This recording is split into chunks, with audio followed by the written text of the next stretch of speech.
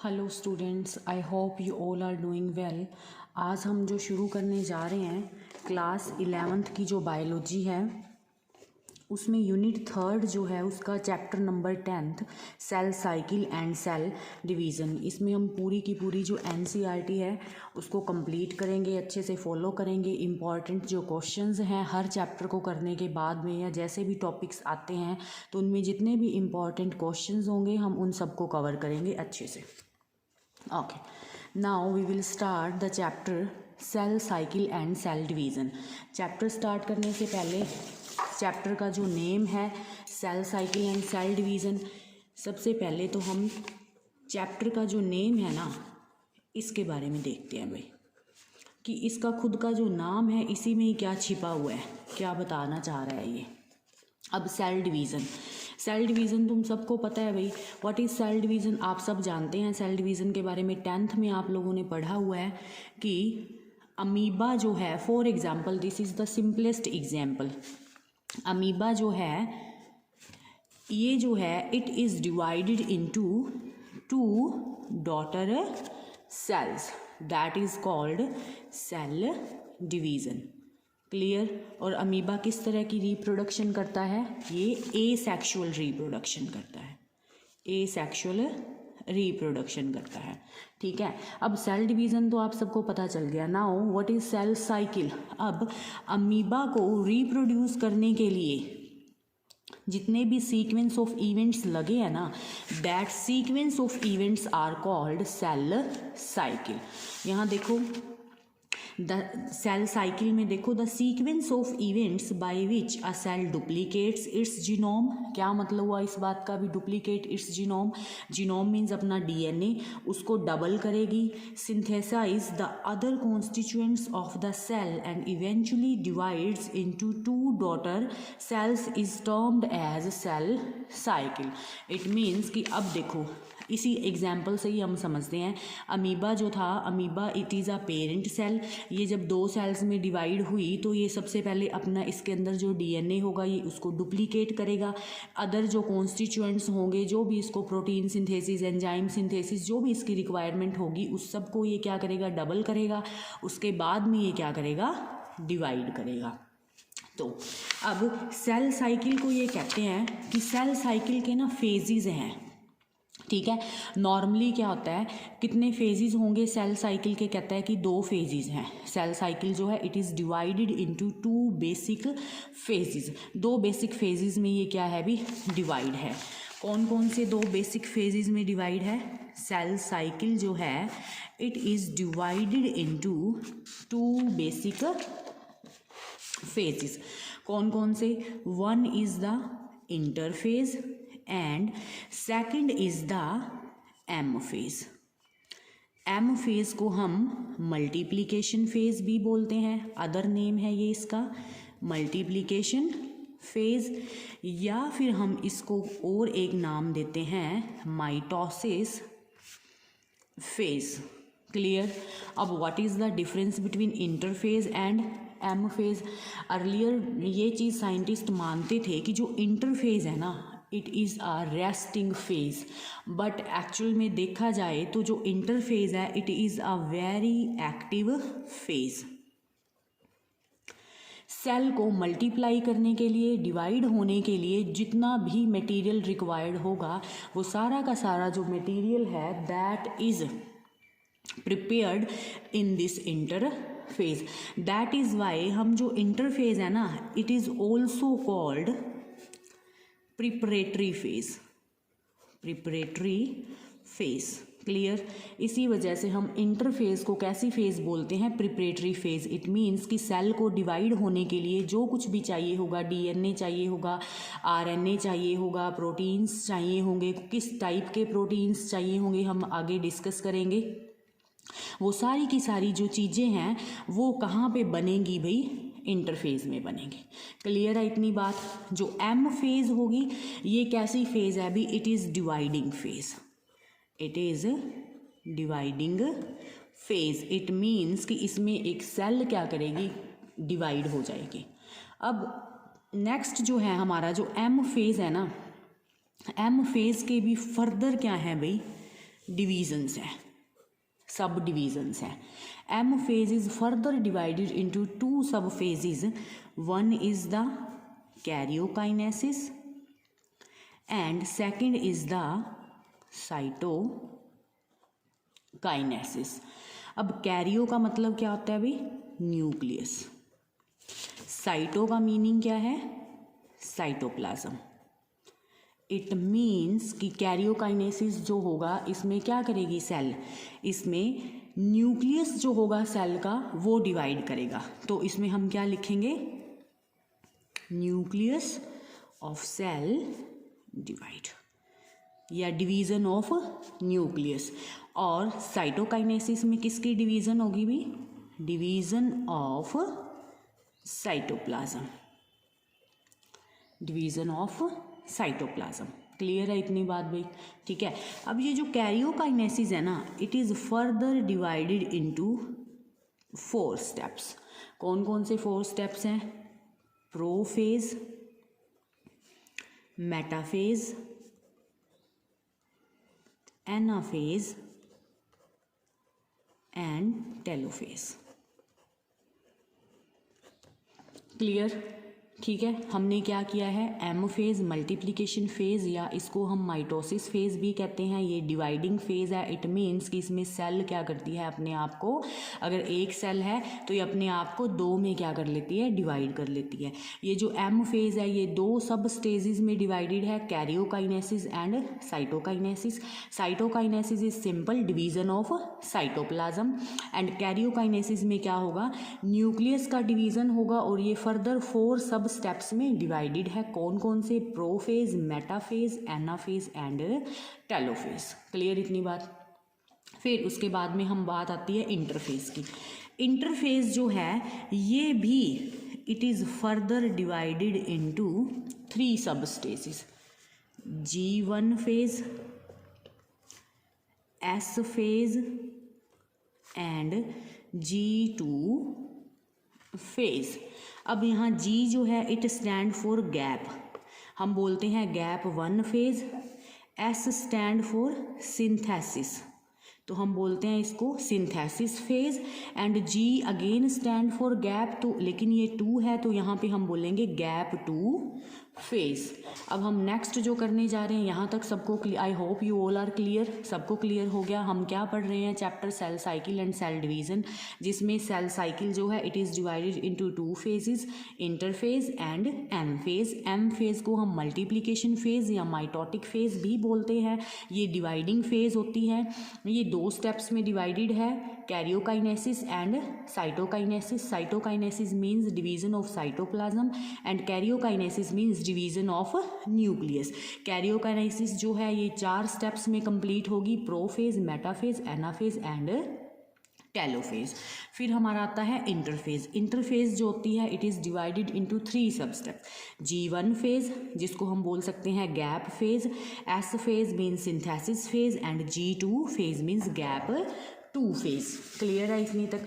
अब कोई भी सेल होती है ना, उसको डिवाइड करने से पहले अपने आप को प्रिपेयर करना होता है, ये हमने डिस्कस कर लिया। अब एक और चीज़ है यहाँ पे इम्पोर्टेंट, कोई भी सेल कितनी बार डिवाइड करेगी ना, it is already there, it is already decided in their genetic information. ये हमेशा से ही उसकी जो जेनेटिक इन्फॉर्मेशन मीन्स उसका जो DNA होगा ना, उसमें ऑलरेडी ये क्या चीज़ होगी भाई, डिसाइडेड होगी। फॉर एग्जाम्पल अगर हम बात करें प्लांट्स की, तो प्लांट्स में मेरिस्टेमेटिक सेल्स प्रेजेंट होती हैं। तो मेरिस्टेमेटिक सेल्स को आप देखो तो all over the life time means जब तक मेरिस्टेमेटिक सेल्स जिंदा रहती हैं तब तक मेरिस्टेमेटिक सेल्स क्या करती रहती हैं अभी, डिवाइड करती रहती हैं।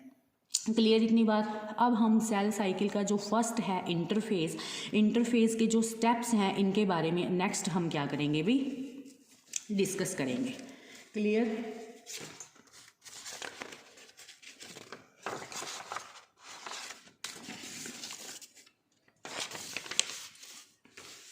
चलो अब हम क्या डिस्कस कर रहे हैं, इंटरफेज। इंटरफेज के हमने कितने देखे थे steps, 3 steps, G1 phase, S phase and G2 phase. हम एक सेल साइकिल के थ्रू इन चीज़ों को बनाएंगे कि किस तरह से ये जो फेजेस हैं ये हो रहे हैं, ठीक है। अब हम सबसे पहले we will draw the cell cycle, ठीक है। सेल साइकिल में हम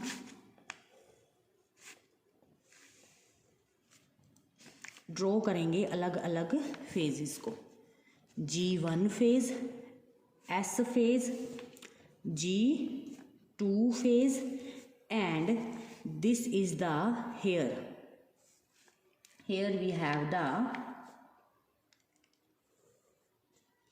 M phase.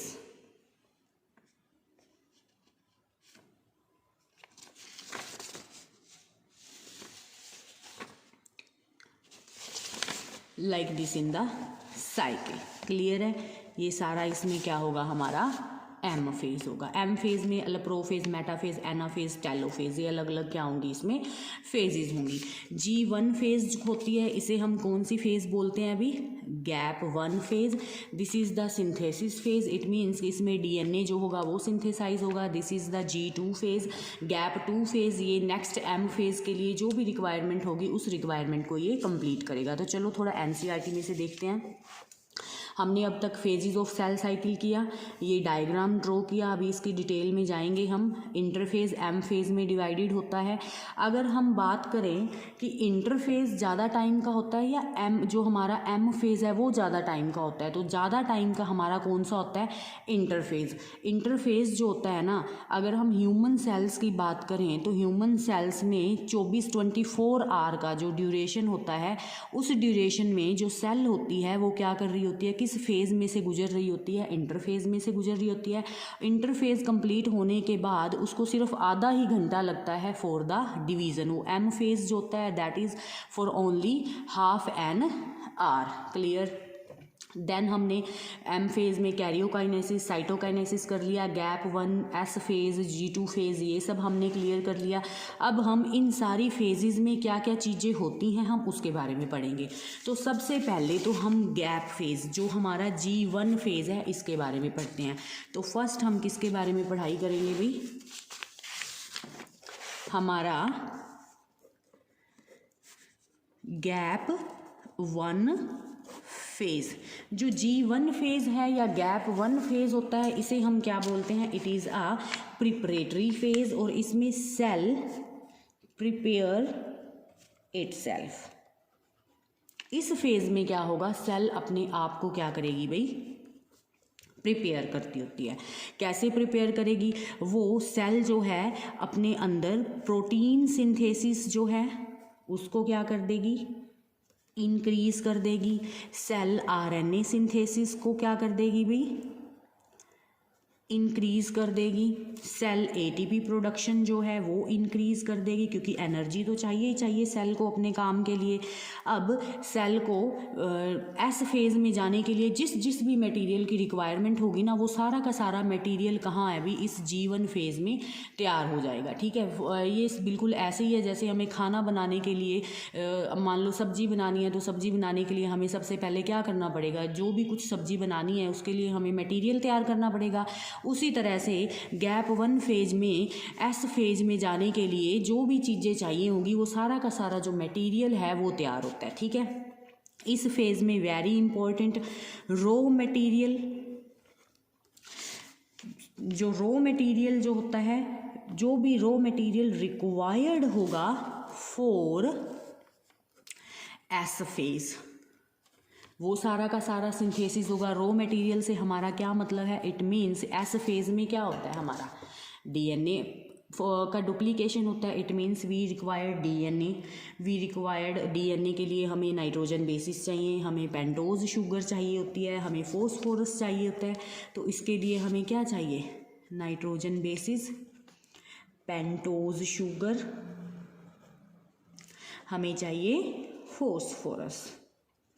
ये सारी की सारी चीज़ें जो है हमें एज अ रॉ मटेरियल क्या चाहिए होती हैं, अपने गैप 1 जो हमारा फेज़ है उसमें चाहिए होती हैं। जब सेल अपने आप को प्रिपेयर कर रहा है, वो इतना सारा मटेरियल अपने अंदर बना रहा है, तो व्हाट हैपेंड, सेल का जो साइज़ होगा ना दैट विल इंक्रीज, क्योंकि सेल जो है उसके अंदर मटेरियल डबल हो रहा है तो उसका साइज़ क्या होगा, इंक्रीज होगा। इट मीन्स हम कह सकते हैं कि सेल की जो ग्रोथ है वो होगी, सेल ग्रोथ टेक्स प्लेस। अब क्या है, यहाँ से क्वेश्चंस भी आते होते हैं, या तो पेपर में आएगा पूरा सेल साइकिल बनाओ भाई, डायग्राम ड्रॉ करके बताओ, या फिर अगर 1 मार्क के क्वेश्चंस हैं तो उसमें आता है कि गैप फेज जो है G1 फेज है, या इसमें क्या होता है, या रॉ मटेरियल कौन सी वाली फेज में तैयार होता है, कौन से प्रोटीन तैयार होते हैं, ये इस टाइप के क्वेश्चंस आएंगे। तो हमने जो गैप 1 फेज है हमारा, जो G1 फेज है, उसे हमने क्या कर लिया अभी, क्लियर कर लिया।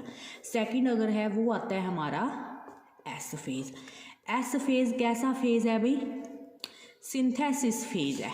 कैसा फेज है, सिंथेसिस फेज। इट मीन्स कि अब यहाँ पे क्या होगा, हमारे पास डीएनए बनाना है। डीएनए बनाने के लिए जितना भी चीज़ों की हमें ज़रूरत थी वो सारे के सारी चीज़ें हमारे पास हैं। अभी इस फेज़ में डीएनए फॉर्मेशन हो जाएगा।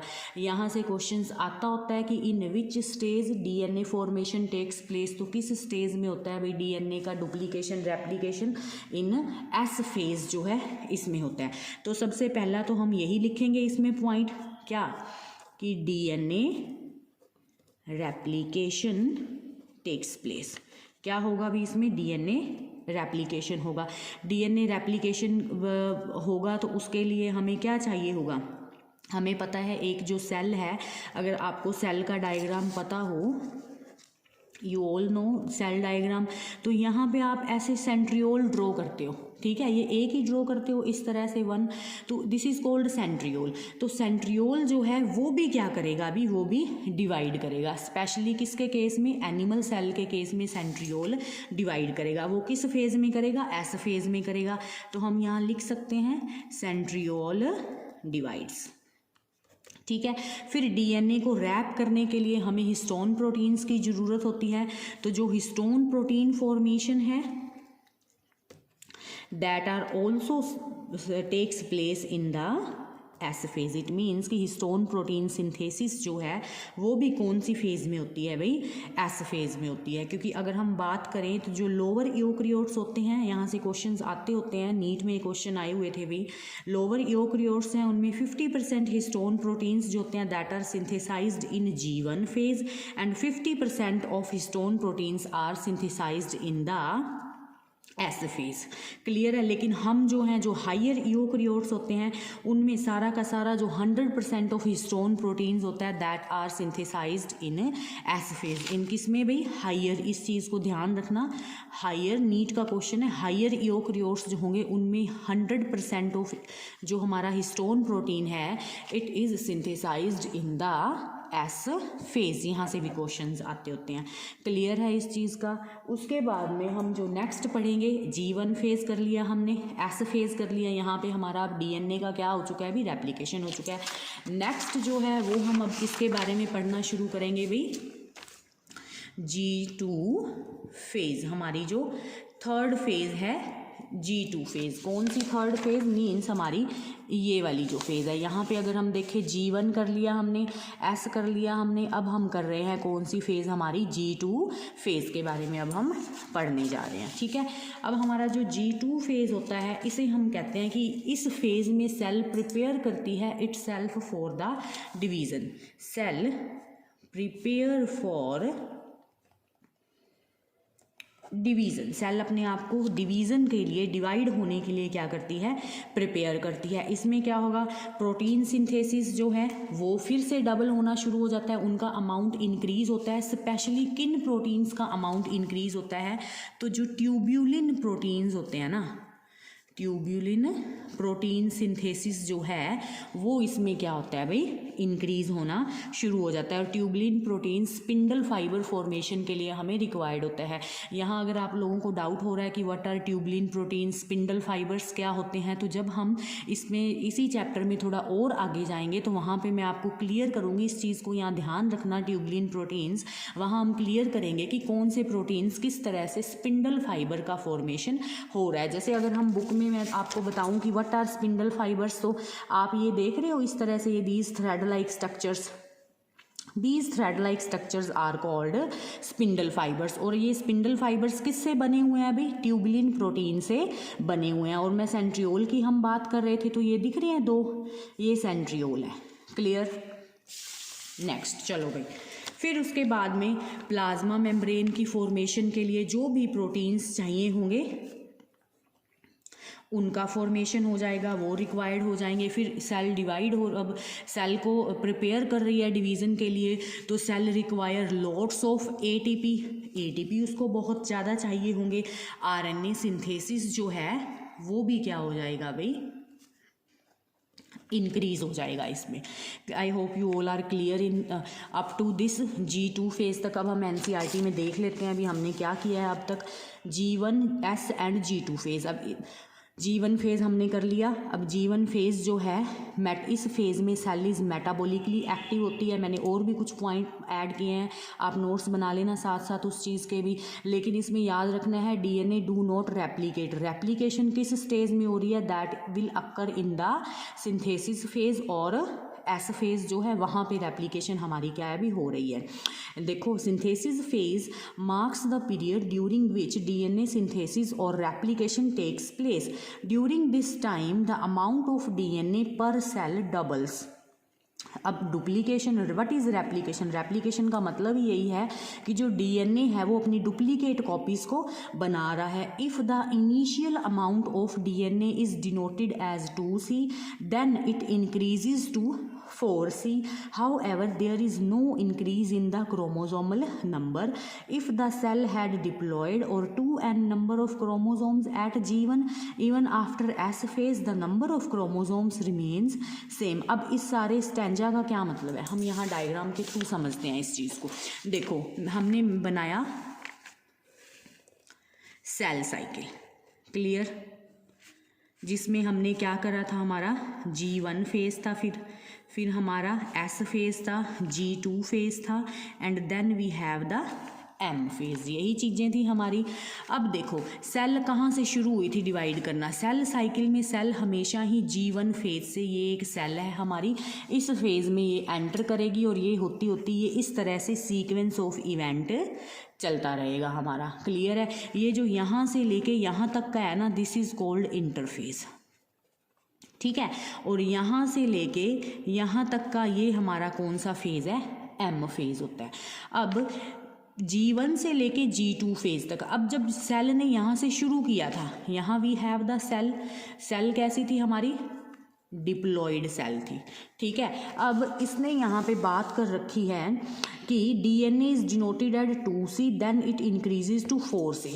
What is? सबसे पहले तो अब आप सबको पता होगा, एक होती है हैप्लॉयड सेल, एक होती है diploid cell. Okay, haploid cell means जिसमें n नंबर ऑफ क्रोमोसोम्स होंगे। Diploid cell means it has 2n means double the chromosome number. तो हमने कौन सी सेल ली है यहाँ पे? डिप्लॉयड सेल ली है। उससे पहले हमें C वैल्यू समझना पड़ेगा कि what is C value. This is important. C, क्योंकि 2C यहाँ पे क्या नाम आया? 2C। अब उससे पहले हम C समझ लेते हैं कि व्हाट इज़ C। अब C वैल्यू का मतलब क्या होता है? What is C value? C value का मतलब है कि किसी भी सेल के अंदर टोटल DNA कंटेंट कितना है, that is called C value. What is C value? Total DNA content on one set of chromosome, that is called C value। अब फॉर एग्जाम्पल हमने कैसी सेल ली है? 2n सेल ली है। 2n, अब हमारी जो सेल है, सेल कैसी है अभी हमारी? 2n सेल है। अब इस 2n सेल की C वैल्यू भी कितनी होगी? C वैल्यू का मतलब टोटल DNA कंटेंट। तो ये कैसी है? डिप्लॉयड है, मीन्स कि 2C। क्लियर? देखो, अब यहाँ पे हमारी सेल थी, अब डिप्लॉयड सेल है, क्लियर है। यहाँ पे मीन्स 2n क्रोमोसोम्स हैं, और यहाँ पे जो C वैल्यू है उस टाइम पे C वैल्यू भी कितनी है हमारी? 2C है। क्लियर? अब G1 फेज से जैसे ही सेल एस फेज़ में एंटर करेगी। तो एस फेज़ में एंटर करते ही क्या होगा, it is a synthesis phase. यहाँ पे डीएनए क्या करेगा भाई, रेप्लिकेशन करना स्टार्ट कर देगा। डीएनए अपनी अमाउंट क्या कर लेगा, डबल कर लेगा। तो अब यहाँ पे क्या होगा, यहाँ पे जब इस जगह पे हमारी सेल आई तो उसके अंदर जो क्रोमोसोम नंबर है, क्रोमोसोम वैल्यू है वो तो कितनी है, 2n ही है, लेकिन जो C वैल्यू है वो कितनी हो जाएगी, 4C हो जाएगी। क्योंकि यहाँ पे आके जो सेल थी, जो क्रोमोसोम्स थे, उनके अंदर जो डीएनए था उसने क्या कर लिया, अपनी नंबर को डबल कर लिया, इंक्रीज कर लिया। यही तो है C value, total DNA content on one set of chromosomes. अब देखो, अगर ऐसे भी नहीं क्लियर हो रहा तो अब आपको अगर कहा जाए क्रोमोसोम को ड्रॉ करो तो आप कैसे ड्रॉ करोगे, यही होगा। अब तो इनके अंदर इस तरह से like this thread like structures होती है, जिसे हम क्या बोलते हैं, this is the DNA, genetic material है हमारा। अगर आप इसको माइक्रोस्कोप में और इलेबोरेट करके देखोगे तो ये सिंगल आर्म नहीं है, ये कैसे है भाई, ऐसे डबल आर्म है, लाइक दिस, ठीक है। और एक इस साइड है हमारा डीएनए और दूसरा इस साइड। इसको अगर आप इलेबोरेट करके देखेंगे तो it looks like this, clear. अब जब तक तो 2n मतलब G1 फेज़ में था तब तक तो ये वाली सिचुएशन थी, ठीक है। लेकिन जैसे ही ये इस तरह सेल S फेज़ में एंटर की तो S फेज़ में क्या हुआ, डीएनए का डुप्लीकेशन हुआ। इट मीन्स कि जो ये वाला हमारा डीएनए था इसने यहाँ पे अपना डुप्लीकेट बना लिया, इस वाले डीएनए ने अपना डुप्लीकेट बना लिया, यहाँ पे जो डीएनए था उसने भी अपना डुप्लीकेट बना लिया, यहाँ जो डीएनए था उसने अपना डुप्लीकेट बना लिया। तो अब आप लोग मेरे को बताओ, क्रोमोसोम नंबर तो यही है, 2n ही है, लेकिन C value, what is C value, total DNA content on one set of chromosomes. अब जब ये डिप्लॉयड है और यहाँ पे C वैल्यू कितनी थी, 2C थी इस जगह पे। अब यहाँ पे ये डिप्लॉयड है, मीन्स क्रोमोसोम नंबर तो नहीं चेंज हुआ ना, लेकिन C वैल्यू, यहाँ पे C वैल्यू कितनी है, C वैल्यू है 4C। क्लियर है कि इन्होंने अपना डुप्लीकेट क्या है भाई, बना लिया है, ठीक है। This is the part 1। अब नेक्स्ट जो है, नेक्स्ट वीडियो में हम इसका करेंगे पार्ट 2, जिसमें हम क्या स्टार्ट करेंगे, हमारा M फेज़ के बारे में स्टार्ट करेंगे। क्लियर है। आज हमने cell cycle and cell division वाला जो चैप्टर था हमारा शुरू किया था, सेल साइकिल हमने वहाँ स्टार्ट करी है, फेजेस इंटरफेज और M फेज़ करे थे, सेल साइकिल का डायग्राम किया है। अब इंटरफेज जो है उसको हमने क्लियर कर लिया है। नेक्स्ट जो है वो हम क्या करेंगे, M फेज़ करेंगे। बुक आई होप कि आप सबको ये चीज़ें क्लियर हो गई होंगी। नेक्स्ट देखो, in animal cell during the S phase DNA replication begins in the nucleus and the centriole duplicates in the cytoplasm. ये वही चीज़ है जो मैंने आपको बता दी है, किसके अंदर भी, S फेज़ के अंदर। एक वीडियो कंप्लीट करने से पहले थोड़ी सी और चीज़ मैं बताना चाह रही हूँ आपको। यहाँ पे देखो, some cells in the adult animals do not appears to exhibit division, for example heart cell. बिल्कुल सही बात है, जरूरी नहीं है कि बॉडी की जितनी भी सेल्स हैं एनिमल्स की वो सारी की सारी क्या करेंगी, डिवीजन करेंगी। इट इज़ नॉट पॉसिबल, जरूरी भी नहीं है। जैसे हार्ट सेल है वो नहीं करती हैं, और भी बॉडी की बहुत सारी ऐसी सेल्स होती हैं जो इंजरी के टाइम पे या सेल डेथ हो जाती है, रिक्वायरमेंट होगी और सेल्स की, तभी वो क्या करती हैं, डिवाइड करती हैं। तो इस टाइम पे सेल्स क्या करेंगी, these cells that do not divide further exit G1 phase to enter an inactive stage called quiescent stage of cell cycle. 1 mark question आता है कि क्वीशेंट स्टेज क्या होती है। तो व्हाट इज़ क्वीशेंट स्टेज, ये वो स्टेज है जहाँ पे सेल किस में एंटर कर जाती है, अभी G1 स्टेज में एंटर कर जाती है और फर्दर सेल साइकिल का वो पार्ट नहीं रहती होती है। Cell in this stage remain metabolically active but no longer proliferate unless called on to do so depending on the requirement of the animals. In animals, mitotic cell division is only seen in the diploid somatic cells. अब हमारी body की अगर हम बात करें ना, तो हमारी बॉडी में there are 2 type of cells, एक होती हैं सोमैटिक सेल्स और एक होती हैं जर्मिनल सेल्स। बॉडी में जितनी भी सोमैटिक सेल्स है, फॉर हमारी स्किन सेल हो गई, जर्मिनल सेल्स मीन्स कि हमारी जो रिप्रोडक्टिव सेल्स होती हैं, उनको छोड़ के जितनी भी सेल्स हैं they all are somatic cells. तो जो सोमैटिक सेल्स हैं ना वो सारी की सारी हमारी माइटोटिक डिवीज़न को क्या करती हैं भी फॉलो करती हैं। अब इसने बोला है कि सेल जो है वो क्वीशेंट फेज़ में किस तरह से चली जाती है। अब देखो यहाँ हमने सेल साइकिल का डायग्राम बनाया था। अब G1 से लेके आई टोल्ड यू अर्लियर यहाँ तक ये हमारी कौन सी फेज़ थी भाई, इंटरफेज थी। और ये हमारी कौन सी फेज़ है, एम फेज़ है। क्लियर। अब कहता है कि जब सेल ये सारा साइकिल पूरा कर लेगी, अब व्हाट इज क्वीशेंट स्टेज, क्वीशेंट स्टेज या क्वीशेंट स्टेज को हम कैसी सेल्स स्टेज भी बोलते हैं, G0 स्टेज भी कहते हैं। तो कहते हैं कि जब एक सेल थी वो यहाँ से शुरू हुई थी, यहाँ से आते आते आज हमने किया है कि सेल हमारी कहाँ तक पहुँच चुकी है, G2 तक पहुँच चुकी है। कल हम करेंगे, नेक्स्ट वीडियो में हम करेंगे एम फेज़ के बारे में। तो अब यहाँ से आते आते जब हमारी सेल यहाँ पहुँच चुकी है, जब ये सेल यहाँ तक पहुँच जाएगी इट मीन्स कि इट विल डिवाइडेड इनटू 2।